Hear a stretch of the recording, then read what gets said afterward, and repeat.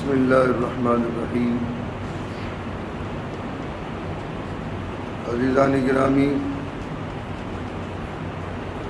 مسائل الصیام کا چوتھا باب اور اس درس کا آخری مسئلے۔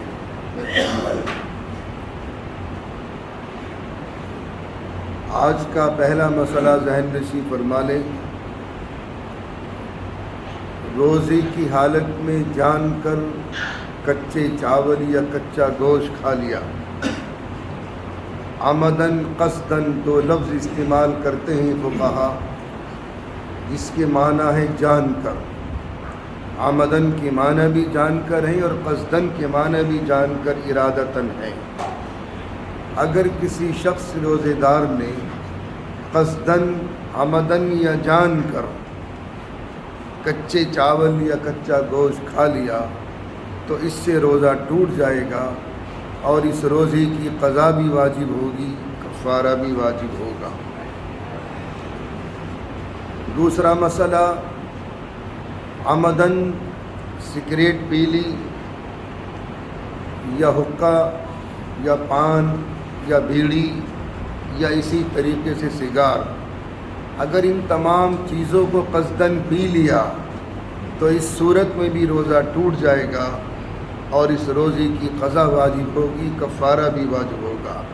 سگریٹ پینے سے، سگار پینے سے، حقہ پینے سے، بیڑی پینے سے جان کر روزہ ٹوٹ جائے گا اور اس روزے کی قضا واجب ہوگی، کفارہ بھی واجب ہوگا۔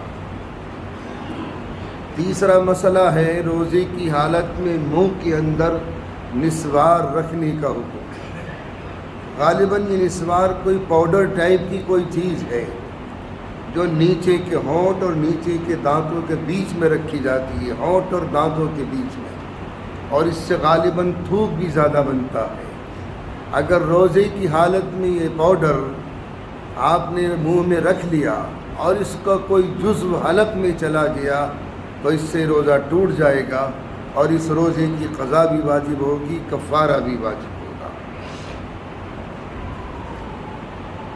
سورہ اخلاص کے فضائل۔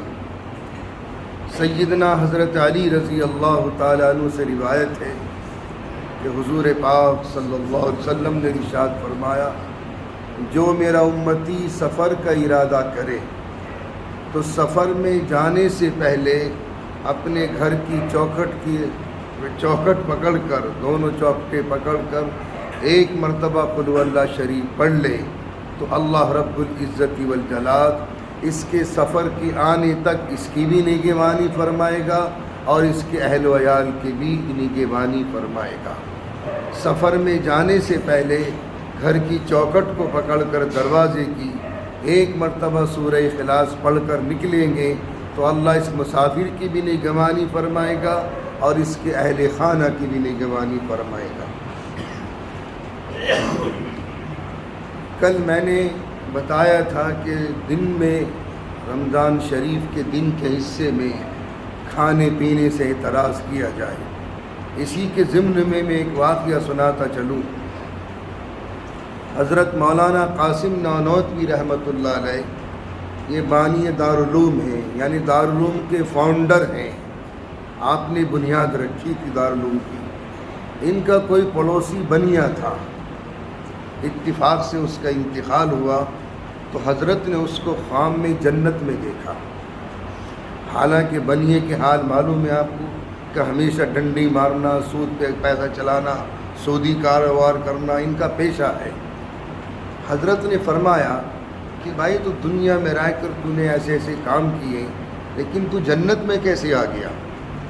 اس بنیے نے کہا کہ حضرت رمضان شریف کا مہینہ آیا تھا اور میرا بچہ دن میں کھاتا پیتا پھر رہا تھا، میں نے اس کو ڈانٹ دیا کہ تجھے شرم نہیں آتی کہ رمضان شریف چلنا ہے مسلمانوں کے اور تو دن میں کھا رہا ہے۔ اللہ رب العزت والجلال نے یہ ادا میری پسند فرمائی اور عین مرتے وقت مجھے کلمہ نصیب ہو گیا اور اللہ نے میرا خاتمہ ایمان پر فرمایا، اس لیے میں جنت میں ہوں۔ تو رمضان شریف کا احترام کرنا بھی مسلمانوں کا واجبی حق ہے۔